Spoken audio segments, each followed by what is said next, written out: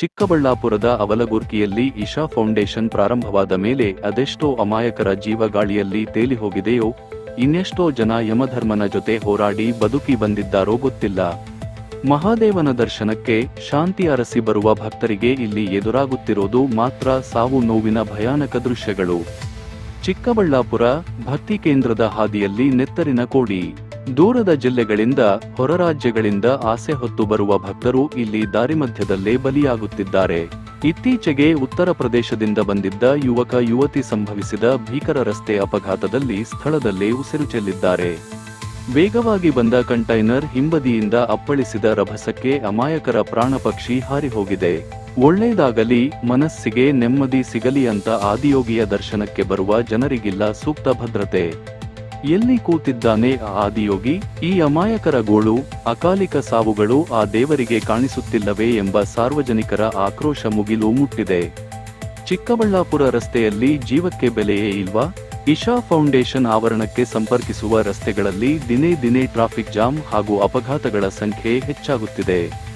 ಈ ಸಾಲು ಸಾಲು ಸಾವುಗಳಿಗೆ, ರಕ್ತಸಿಕ್ತ ಅಪಘಾತಗಳಿಗೆ ಕೊನೆ ಎಂದು ಹೊಣೆ ಯಾರು? ಟ್ರಾಫಿಕ್ ನಿಯಮಗಳ ಸಂಪೂರ್ಣ ವೈಫಲ್ಯ. ಇಶಾ ಫೌಂಡೇಶನ್ಗೆ ಪ್ರತಿದಿನ ಸಾವಿರಾರು ವಾಹನಗಳು ಹರಿದು ಬರುತ್ತಿದ್ದರೂ ಸೂಕ್ತ ರಸ್ತೆ ವಿಸ್ತರಣೆ ಮತ್ತು ಟ್ರಾಫಿಕ್ ನಿರ್ವಹಣೆ ಇಲ್ಲದಿರುವುದು ಈ ದುರಂತಗಳಿಗೆ ಪ್ರಮುಖ ಕಾರಣ. ಡೇಂಜರ್ ಝೋನ್ಗಳ ಆರ್ಭಟ, ಮುಖ್ಯ ರಸ್ತೆ ಹಾಗೂ ತಿರುವುಗಳಲ್ಲಿ ಯಾವುದೇ ಮುನ್ನೆಚ್ಚರಿಕಾ ಫಲಕಗಳಿಲ್ಲ.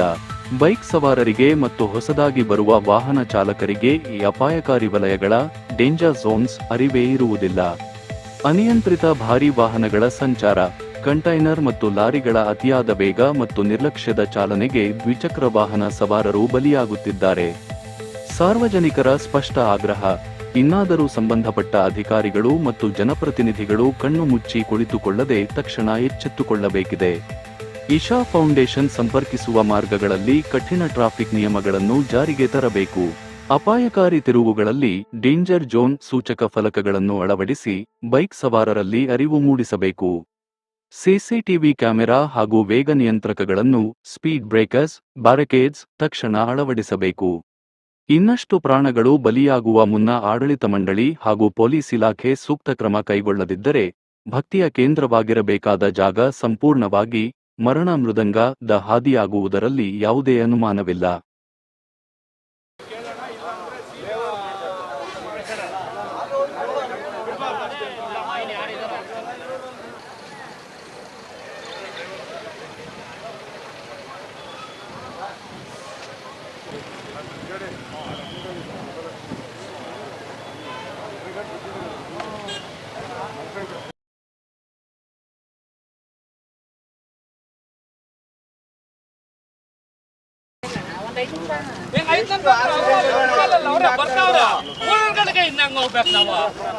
ಗಾಡಿ ಬಿಡ್ಬೇಕಲ್ಲ.